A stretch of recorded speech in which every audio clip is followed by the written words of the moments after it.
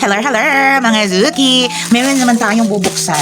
At nakakapako kung ano siya. Kaya dahan-dahan ko itong bubuksan. Kasi hindi nakabox. Pero tingnan natin. Kasi mura lang naman siya. Ay, ang taray. Oh, diba? Kung gusto niyo ng sapatos na tama lang, yung pang araw-araw lang. At ito ay rubber. Okay? Hindi siya leather, hindi siya yung rubber siya. Kaya naman pala hindi nakabox kasi hindi naman niya masisira. Oh, rubber siya. Diba? Anong size to? 40 to 41. Okay? Oh, ang galing no. Akala mo leather. Pero rubber lang yan. Yan yung mga pwedeng pang simba-simba, pang moling-moling lang. At least hindi sasakit yung paa mo kasi di ba usually pag ganito, dahil leather yung mga usually pointed na shoes or slip-on na tinatawag nila, sumasakit yung mga mo dahil rubber na siya. In fairness, yung pagka-rubber niya o tingnan nyo, malambot.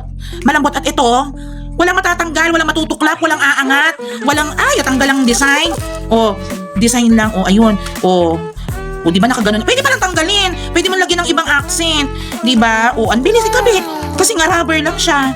At ang mura. Diyos ko naman, no, sa panahon ngayon, kailangan natin maging practical at the same time, maging maganda. Kaya mga Zuki, check nyo yung basket. Yung mga lalaki dyan, regaluhan nyo naman yung mga asawa nyo ng ganito. O, di ba? Matutuwa sila.